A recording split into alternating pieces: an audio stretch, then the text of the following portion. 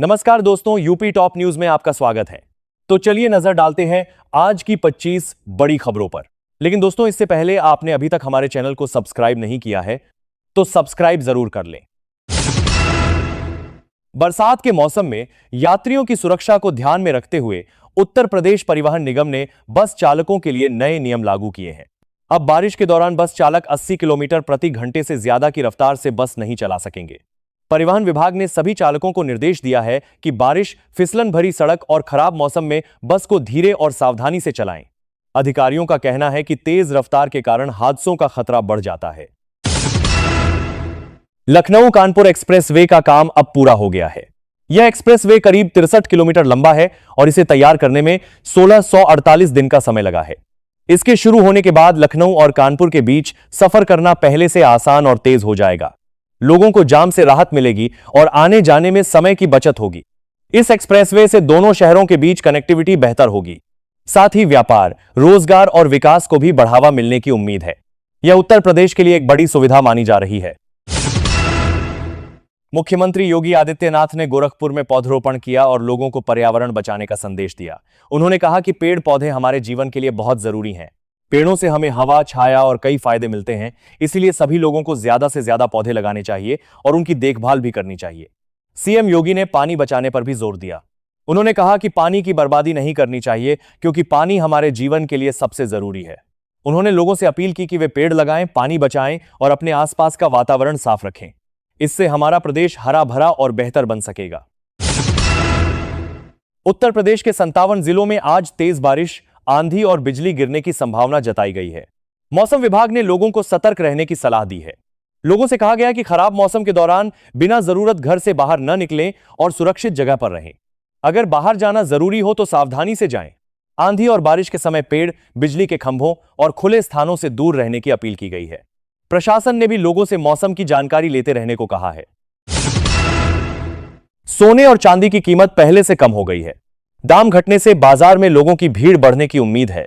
जो लोग कई दिनों से सोना या चांदी खरीदने का इंतजार कर रहे थे, उनके लिए यह अच्छा मौका माना जा रहा है।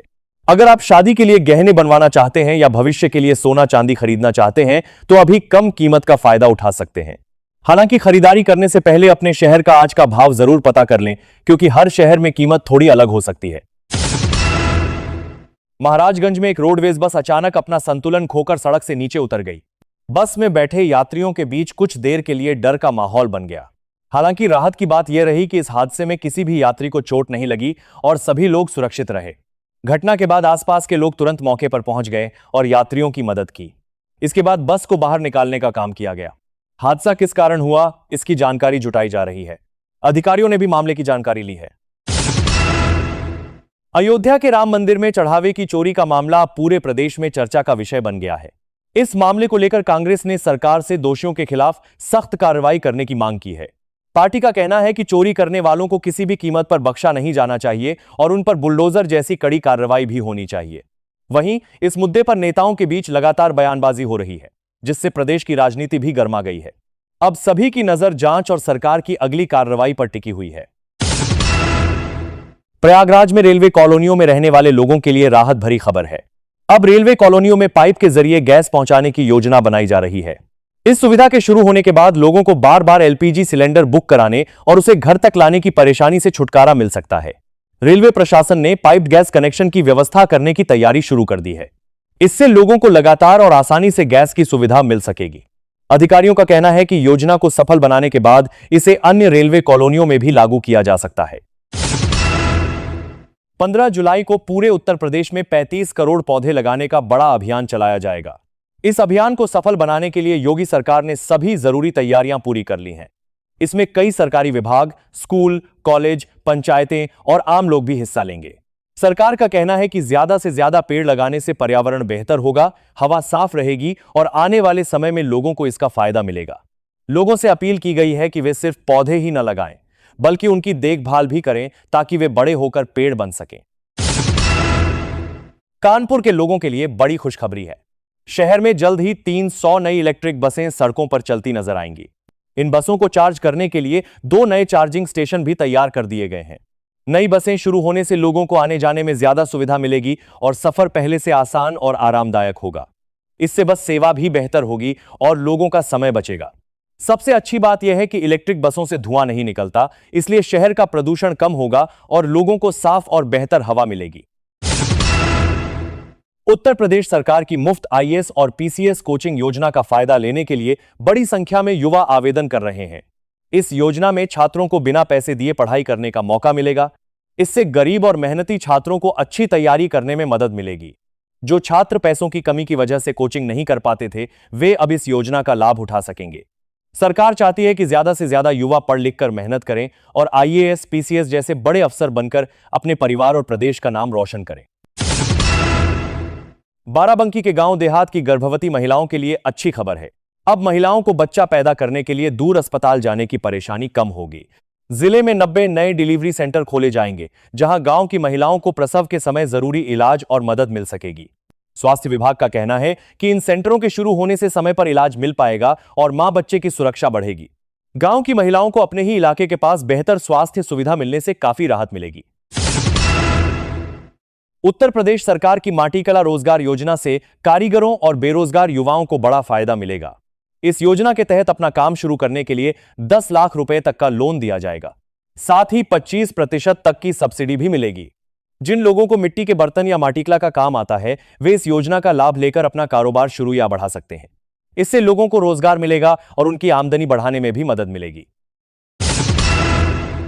गोरखपुर में जमीन विवाद को लेकर एक महिला ने पानी की टंकी पर चढ़कर हंगामा कर दिया। महिला का कहना था कि उसकी जमीन से जुड़ी समस्या का समाधान नहीं हो रहा है, इसीलिए वह अपनी बात मुख्यमंत्री योगी आदित्यनाथ तक पहुंचाना चाहती है। महिला ने मुख्यमंत्री से मिलने की मांग की। सूचना मिलने के बाद पुलिस और प्रशासन की टीम मौके पर पहुंची और महिला को नीचे उतरने के लिए समझाया। काफी प्रयास के बाद महिला को सुरक्षित नीचे उतार लिया गया। अब अधिकारी पूरे मामले की जांच कर रहे हैं और महिला की समस्या का समाधान करने की कोशिश की जा रही है। अयोध्या के राम मंदिर में दान के पैसों की चोरी के मामले में एसआईटी की रिपोर्ट सामने आने के बाद यह मामला फिर चर्चा में आ गया है। रिपोर्ट में बताया गया है कि मंदिर की सुरक्षा व्यवस्था में कई कमियां और लापरवाहियां थीं। माना जा रहा है कि इन्हीं कमियों का फायदा उठाकर चोरी की घटना को अंजाम दिया गया। फिलहाल मामले की जांच जारी है और अधिकारियों द्वारा सभी चीजों की जांच की जा रही है। प्रशासन का कहना है कि जांच पूरी होने के बाद जो भी व्यक्ति दोषी पाया जाएगा, उसके खिलाफ सख्त कार्रवाई की जाएगी। आगरा में मुख्यमंत्री को लेकर गलत टिप्पणी करने का मामला सामने आया है। इस मामले में पुलिस ने कार्रवाई करते हुए आरोपी व्यक्ति को पकड़ लिया। पुलिस की कार्रवाई के बाद व्यक्ति ने अपनी गलती मान ली और हाथ जोड़कर माफी मांगी। इस घटना के बाद इलाके में काफी चर्चा होने लगी। पुलिस ने कहा है कि किसी भी व्यक्ति के खिलाफ गलत और आपत्तिजनक भाषा का इस्तेमाल करने पर नियम के अनुसार कार्रवाई की जाएगी। फिलहाल पुलिस मामले की जांच कर रही है और आगे की कार्रवाई की जाएगी। देवरिया में नाव हादसे में जान गंवाने वाले नाविक के परिवार के लिए मदद की गई है। समाजवादी पार्टी के नेता अखिलेश यादव ने नाविक की पत्नी को 5 लाख रुपए की आर्थिक मदद दी है। उन्होंने परिवार के दुख में साथ खड़े रहने की बात कही। नाविक की मौत के बाद उसके परिवार को काफी परेशानी का सामना करना पड़ रहा था। ऐसे समय में मिली आर्थिक सहायता से परिवार को कुछ सहारा मिलेगा। इस मदद से परिवार के खर्च चलाने में थोड़ी आसानी हो सकेगी। उत्तर प्रदेश के गन्ना किसानों के लिए बड़ी राहत की खबर है। अब सरकार की बीमा योजना का लाभ प्रदेश के गन्ना किसानों को भी मिलेगा। इस योजना के तहत अगर किसी किसान के साथ कोई हादसा हो जाता है तो उसके परिवार को आर्थिक मदद दी जाएगी। इससे किसान परिवारों को मुश्किल समय में सहारा मिलेगा और उनकी परेशानियां कम होंगी। इस योजना से प्रदेश के लाखों गन्ना किसानों को फायदा मिलने की उम्मीद है। सरकार का कहना है कि इस योजना से किसानों को सुरक्षा मिलेगी और उनका भरोसा भी बढ़ेगा। लखनऊ कानपुर एक्सप्रेसवे को जल्द ही जनता के लिए शुरू किया जाएगा। इस एक्सप्रेसवे का उद्घाटन रक्षा मंत्री राजनाथ सिंह करेंगे। करीब 63 किलोमीटर लंबे इस एक्सप्रेसवे के शुरू होने से लखनऊ और कानपुर के बीच सफर करना आसान और तेज हो जाएगा। अभी जहां लोगों को ज्यादा समय लगता है, वहीं नए एक्सप्रेसवे से यात्रा का समय काफी कम हो जाएगा। इससे जाम की समस्या भी कम होगी और दोनों शहरों के बीच व्यापार और विकास को बढ़ावा मिलेगा। आगरा में रहने वाले लोगों के लिए पानी को लेकर जरूरी खबर है। शहर में पुरानी पानी की पाइपलाइन बदलने का काम चल रहा है। इस वजह से 12 और 13 जुलाई को कई इलाकों में पानी की सप्लाई बंद या कम हो सकती है। लोगों को पानी की परेशानी न हो, इसके लिए जल संस्थान ने पहले से पानी जमा करके रखने की सलाह दी है। अगर किसी इलाके में ज्यादा दिक्कत होती है तो लोग टैंकर मंगवा सकते हैं। अधिकारियों का कहना है कि पाइपलाइन का काम पूरा होने के बाद पानी की सप्लाई फिर से सामान्य कर दी जाएगी।